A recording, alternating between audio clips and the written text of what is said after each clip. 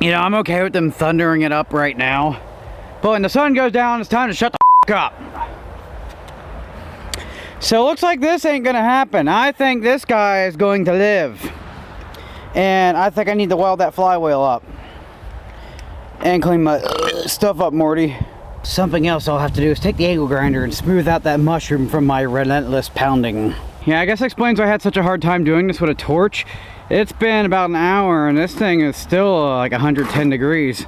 And it's chilly out. I mean, it's borderline freezing. Since I can't work and record at the same time, I'm going to run you through everything I'm going to do.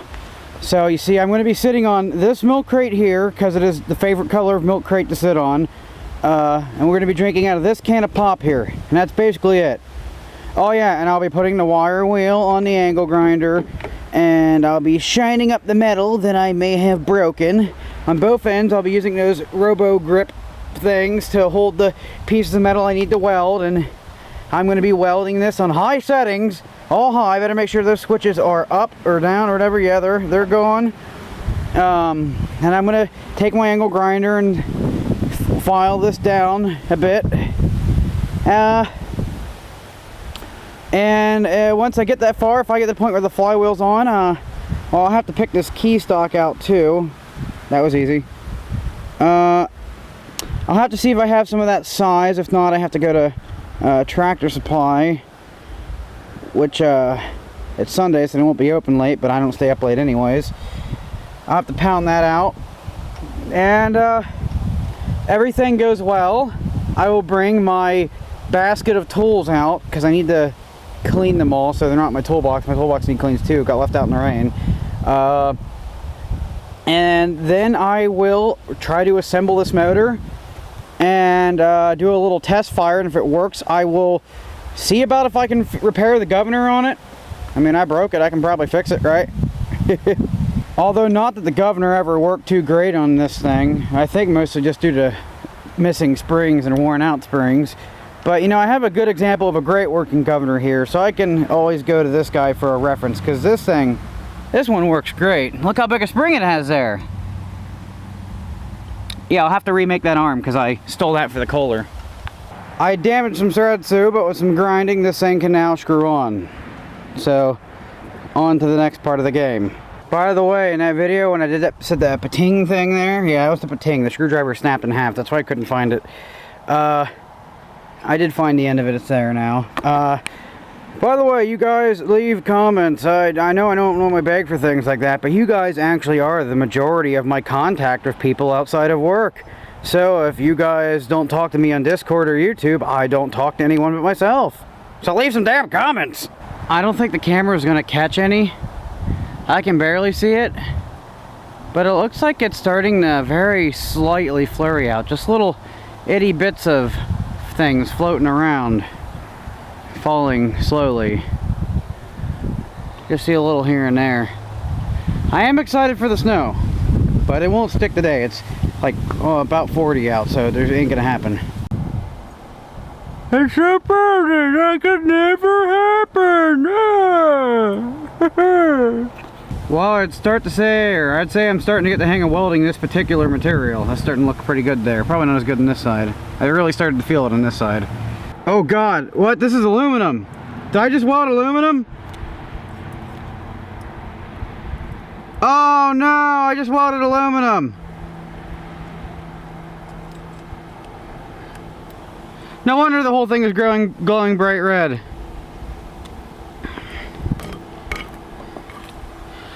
That ain't coming back. I'll just have to put something there for weight. We're missing one more piece big enough for me to care about, but I'm having a really hard time finding it. Well, believe it or not, I'm actually getting cold. I'm gonna go inside for 30 minutes and warm up. And also put my hat on. I just got into an interesting argument in my Discord server.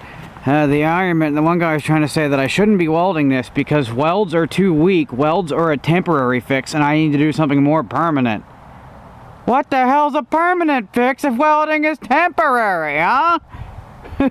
What, is super glue the permanent fix? And yeah, he was going on about how just the welds are far too weak to hold up on a flywheel like this. And I'm like, are you kidding me? There's not going to be any extreme forces put to it, and it's not like this is even a high revving engine. It's going to be governed. 3,600 RPM is going to be its max. So I couldn't find my shifting keys that I thought I had inside. I checked out here. Oh my god, these things were beautiful the last time I seen them.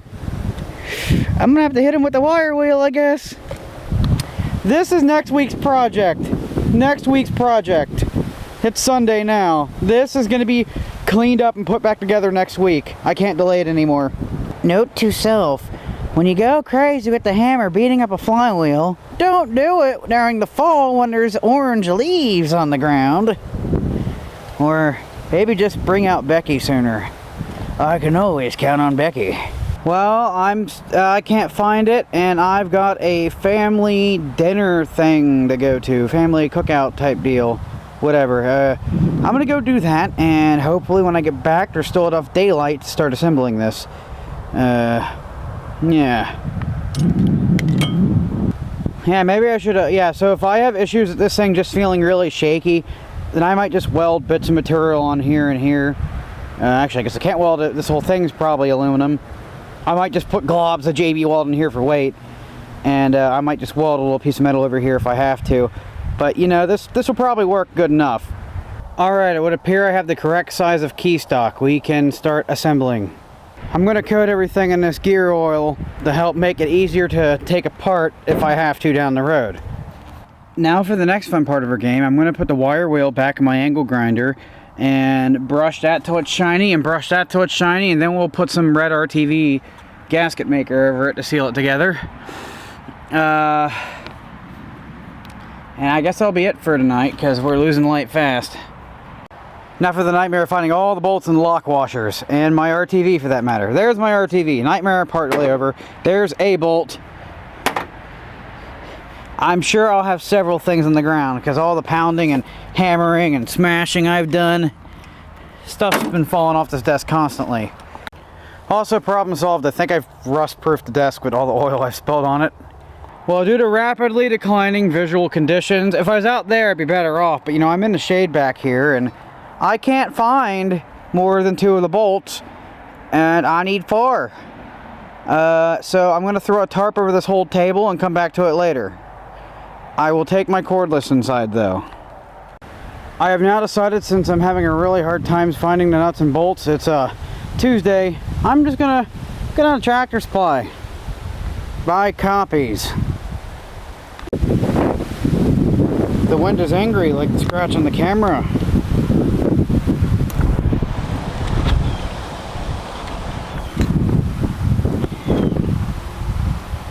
Yeah, she's ready to go together. Tomorrow when I get off work, I will get these all nice and tight. They're kind of just somewhat tight, but I'll actually give them a good tightening when I get off work, and we'll fill this thing with oil and we will try getting it to fire. Well, that ought to give you an idea how hard I beat that motor. And that wasn't even on there the entire time. Alright, I installed that and I twerked it around till it was about even on both sides again. So maybe we should give this a pinch here, help crimp it back together. Ran the cable through, which I didn't even do when I originally installed it, but now it's properly ran through. We are good for today. We'll pick this up tomorrow. I think this thing's gonna run, and I'm pretty happy. And if it seems kind of rattly, I guess I'll weld a little bit of metal on here and put a puddle of JB weld there. I don't think that's going to make a difference. There is almost, if anything, it'd be more of a drag difference because, I mean, this is aluminum and it's not much. A while back, Ripka gave me a torque wrench, and since I have one, I'll use it. I don't know if you need to torque things down for putting an engine thingy on, but I'm just going to do 13 foot-pounds because that's what the cylinder heads on my opposing twin is, and that's the only thing I've ever torqued ever, so we're just going to use that.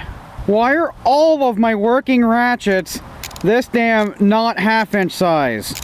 Because all my sockets are half-inch. I haven't used adapters for everything. Well, I stripped the first bolt out and almost the second one. And on the third one, I realized that this thing has a really subtle click when it gives. Chases, I could actually feel it. This one I have to be much slower with. Must be that made in Taiwan. Taiwan must not click very hard. That took an excessive amount of force. And I have no idea if I overfilled it or underfilled it yet. Why'd that jam up? I think I might have overfilled the oil, but it's hard to judge because it's still working its way down the tube. Let's do a test fire. I definitely got enough for that. So let's see. Quickest way to test fire is going to be put a cloth, maybe a piece of that pillowcase or something like that, and just have it wrapped around here or something like that, and rig the pull start up so I can give it a few yanks. And if we get a put or something, and maybe an out of control rev, we're good. It won't run long off of a little bit of fume like that, but it might give me a few seconds. While looking around the yard trying to find a bolt to this, which I think I did shy of a lock washer, I found Dinky's old drive and transmission pulley. Now, actually, this is, I think, one of my failed experimental drive pulleys. It was just a little too big, and then I scaled down, which made it a 1-to-1. But you know, this transmission pulley would probably go great in this build, because I think having this in the back and a 10 in the front would be awesome. You, on the other hand, I'll probably never use this. Maybe give it to someone if they want to have a pulley that small in the front. I will never have a pulley that small in the front again. Although I am going to put this in the shed now. It's got just the right amount of rust damage. If it starts getting too much more rust damage, it'll actually start to fall apart. But it's really going to grip when somebody goes to use it. Either this lock washer will work or it's too big. I think it's actually going to be too big. Yeah, because you can't tip this seat up. Water just sits in it and collects, and there's not much I can do about it because I can't tip it to dump it. So, you know, it rained in the spring and it just never left. Some stuff got pretty rusty. Oh, well, a lot of the stuff didn't, surprisingly. I've actually been pulling stuff off of here. I've been finding this stuff on the ground. Yeah, I probably need to size in between those two. This is where I've been looking here. Just digging around, spreading stuff around. You gotta think, I took this apart so long ago that anything could be anywhere.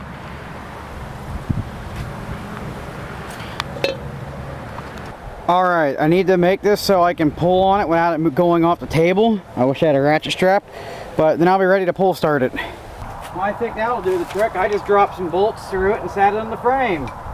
That's much easier than coming up with something to hold it down to a table.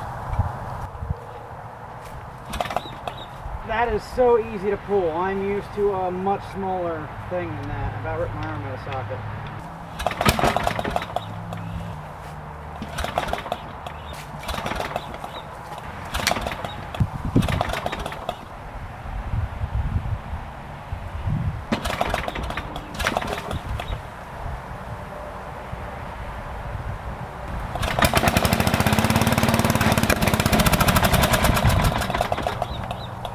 Alright, that is one motor that runs good on a pillowcase. Sounded pretty healthy too. We shall proceed with assembly. Alright, the batteries are running low on the camera. I need to go inside and study this. My footage of tearing it down. Hopefully I took some, because I know I didn't take pictures. That piece here, I looked it up and it's like $10 on eBay. So instead of spending spending an hour or two creating one, I'll just take one that is the equivalent of me working half an hour of pay. So I'm probably not going to update you till I've got the air shroud and the motor and something interesting happens. Oh yeah, so I don't know if I have the pen for this thing or not, but it's kept in line with key stock. So what I'm going to do is I'm going to just put a nut and a bolt through that instead of a key stock so it don't slide around. Or, I mean, not key stock, instead of that pen thing that caused me so much trouble before. Just a bolt and nut and some Loctite. Also, sadly, it looks like I'm gonna get paid. I don't just have to order tires for the back. I gotta order tires for the front because she gone. After sitting back here in the pine, she gone. There's nothing left. That wall has decayed.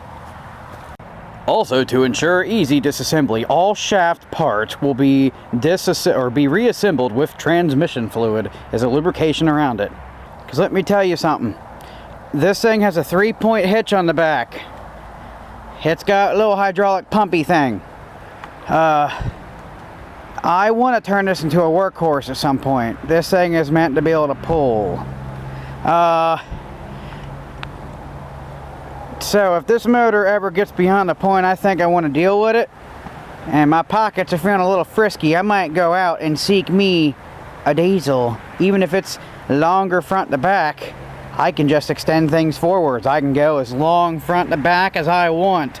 This thing, yeah.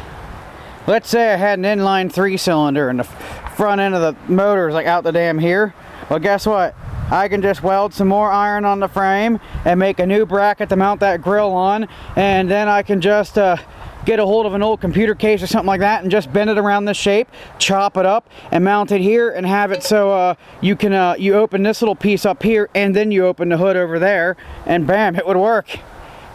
I can make that happen, but don't count on it because my pockets aren't that deep.